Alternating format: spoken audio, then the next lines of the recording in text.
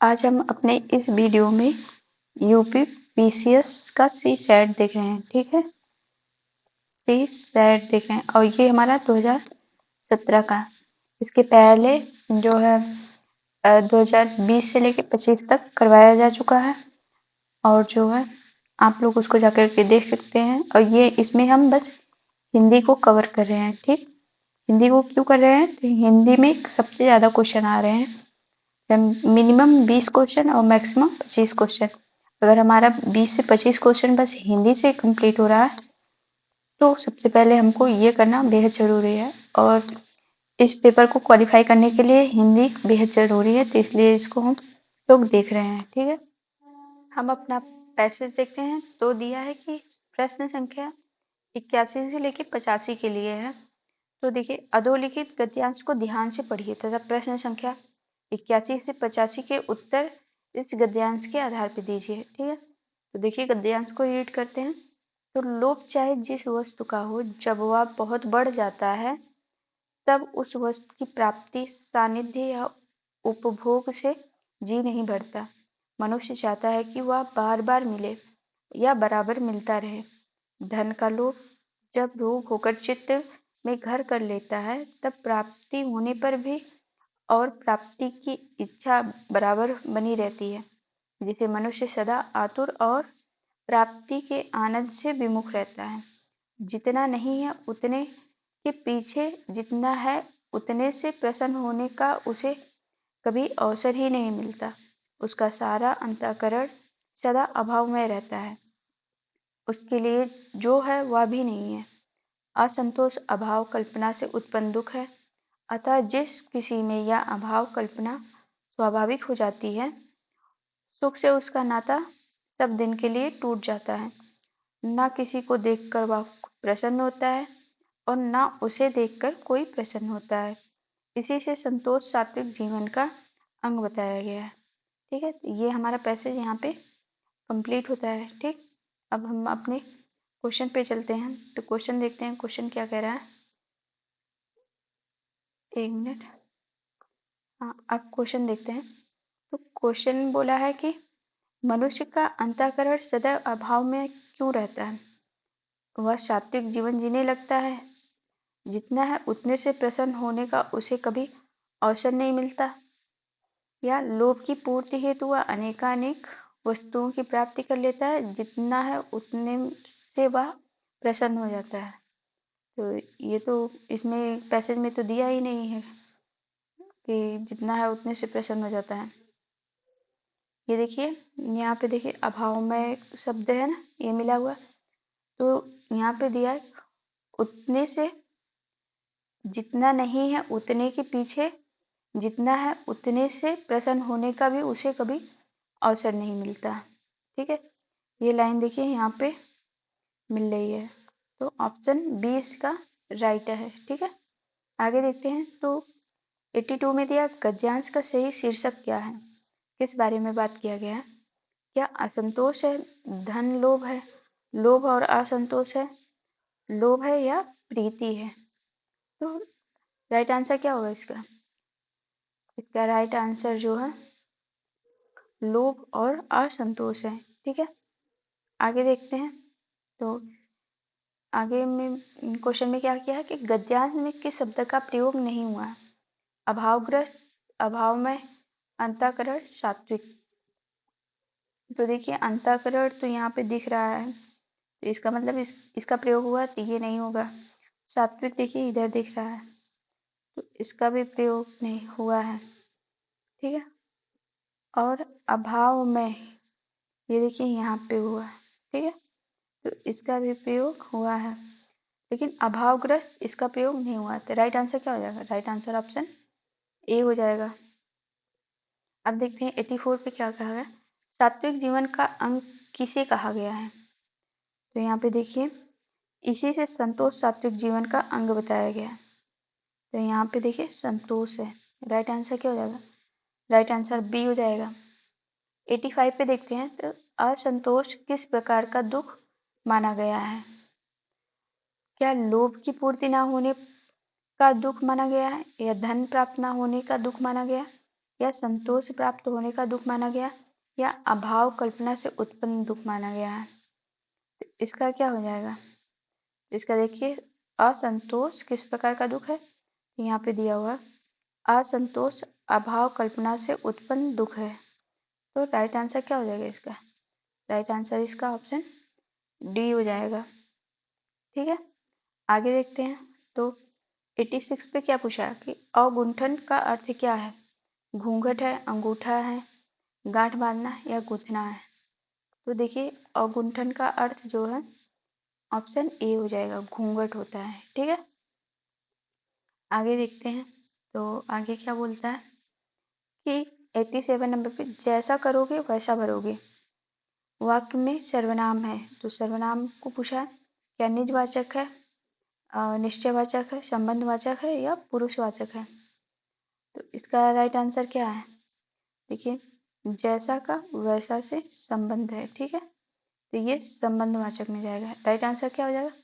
Right answer C है। ठीक है, तो इसमें देखिए कुछ जैसा वैसा हो गया, अगर दिख जाए जो जो और सो, ये भी संबंधवाचक में जाएगा। ठीक है, और निजवाचक में क्या होगा? तो निजवाचक में स्वयं की बात करता है, जैसे मैं अपना काम स्वयं ही कर लूँगा, तो स्वयं आ जाएगा, या अपने आ जाएगा, जैसे मैं ये काम अपने आप कर लूँगा, या मैं यह खुद ही कर लूँगा। तो राइट आंसर क्या हो जाएगा? इसका राइट आंसर ऑप्शन सी हो जाएगा। ठीक है, और निश्चयवाचक में तो कोई निश्चित चीज होती है, जैसे या वही कलम है, इसी तरीके से। ठीक है, और पुरुषवाचक में तो मैं, तुम, वह, ये सब पुरुषवाचक में आएगा। ठीक है, आगे देखते हैं। आगे क्वेश्चन में क्या कह रहा है कि प्रतिपदा एक दोनों किसके लिए प्रयोग किया गया? प्रतिपदा का उपयुक्त अर्थ क्या होगा? एकादशी, पूर्णिमा, विरोधिनी या पक्ष की पहली तिथि। तो प्रतिपदा को पक्ष की पहली तिथि कहा जाता है। ठीक है, आगे देखते हैं। आगे देखिए, हमारा समास से आया हुआ है। तो चौराहा में समास है, द्वंद्व है, तत्पुरुष है, दिगु है, कर्मधारय है। इसका राइट आंसर क्या होगा?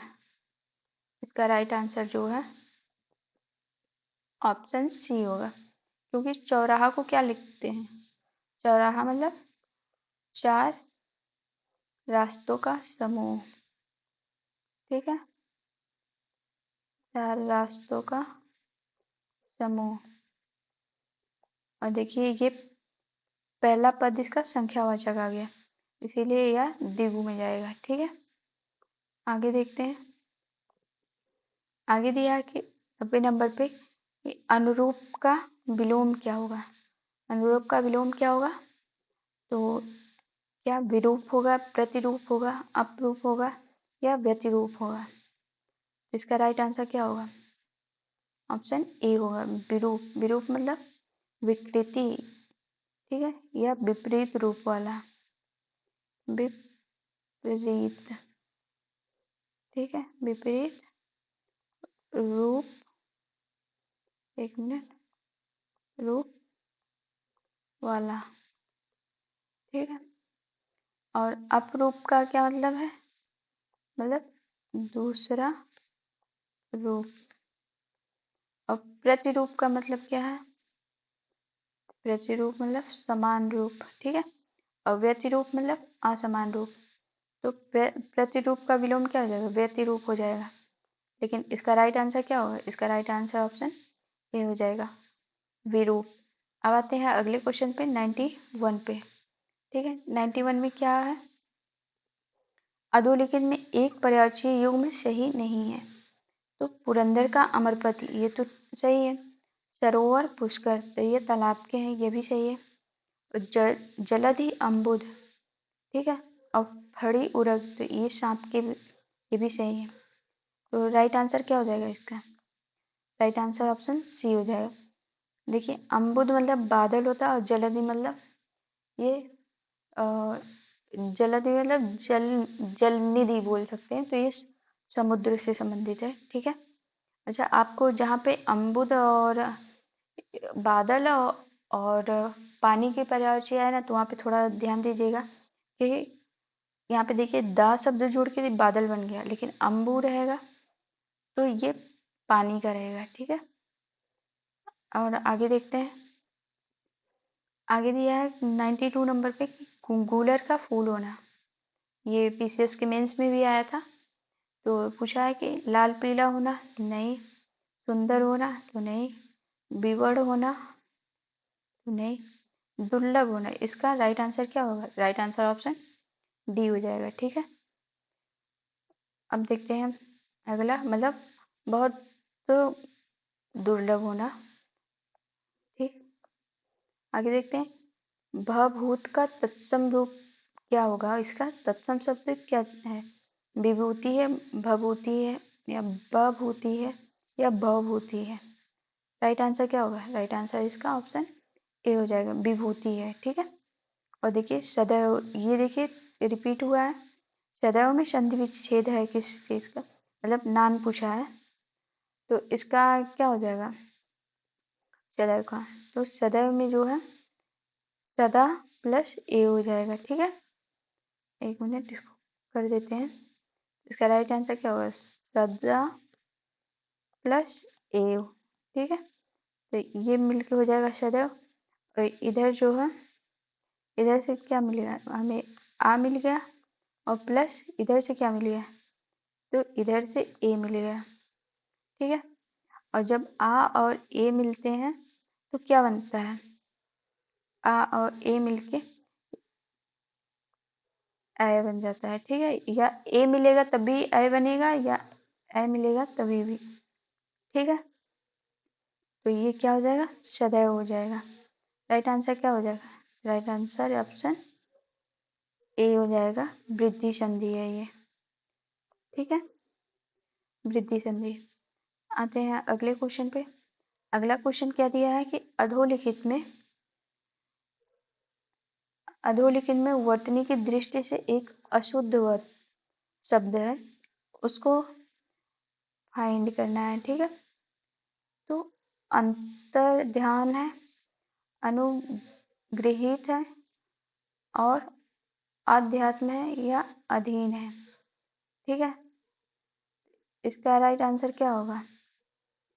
इसका राइट आंसर ऑप्शन सी होगा। ठीक है, अध्यात्म होता है, आध्यात्म नहीं। ठीक है, तो इसका क्या होगा? अध्यात्म। एक मिनट इसको फिर से लिख देते हैं। इसका राइट आंसर अध्यात्म। ठीक, बाकी अंतर्धान, अनुगृहित, अधीन, ये सही लिखा हुआ है। आगे देखते हैं। आगे क्वेश्चन पे क्या पूछा है कि कन्नौजी बोली किस जनपद में बोली जाती है? इसका राइट आंसर क्या होगा? Option C. ठीक है, हरदोई में बोली जाती है। अब देखते हैं अगले क्वेश्चन में। 97 में अधोलिखित में एक भोजपुरी क्षेत्र नहीं है, तो देवरिया, मिर्जापुर, इलाहाबाद, बलिया। तो इसका राइट आंसर क्या होगा? राइट आंसर ऑप्शन सी होगा, इलाहाबाद। इलाहाबाद में कौन सी बोली बोली जाती है? तो इलाहाबाद में अवधी बोली जाती है। ठीक है, अवधी। आगे देखते हैं। फैजाबाद जनपद में बोली जाने वाली बोली कौन सी है? तो वो पूछ लिया है, तो ये राइट आंसर क्या होगा? राइट आंसर ऑप्शन डी होगा। ठीक, अवधी। अब आते हैं 99 पे। अधोलिखित में कौन बोली उत्तर प्रदेश की नहीं है? तो देखिए ये ब्रज जो है, ये मथुरा में तो बोली जाती है। ठीक है, मथुरा यूपी में है। अवधी इलाहाबाद में है। इलाहाबाद। ठीक, और भोजपुरी पूर्वांचल वाले एरिया में बोली जाती है। ठीक है, और ये बघेली, बघेली यहाँ पे नहीं बोली जाती। तो इसका राइट आंसर क्या हो जाएगा? राइट आंसर ऑप्शन डी हो जाएगा, बघेली यहाँ पे नहीं बोली जाती है। और बघेली कहाँ बोली जाती है? तो ये मध्य प्रदेश में बोली जाती है। ठीक है, अब देखते हैं 100 नंबर के क्वेश्चन पे। तो दिया है कि अधोलिखित में से तद्भव शब्द है, तो तद्भव शब्द खोजना। प्रत्यभिप्राय प्रत्यभिज्ञान या परिधान, पिटक या पिटारा। राइट आंसर क्या होगा? राइट आंसर ऑप्शन सी होगा। पिटारा जो है तद्भव शब्द है, बाकी सब पिट जो है तत्सम है। पिटक पिटक ये बौद्ध ग्रंथ से संबंधित है। और प्रतिभिमान, प्रतिभिज्ञान और परिधान ये भी तत्सम शब्द है। ठीक है, इस तरीके से हमारा यहाँ पे ये क्वेश्चन खत्म होता है।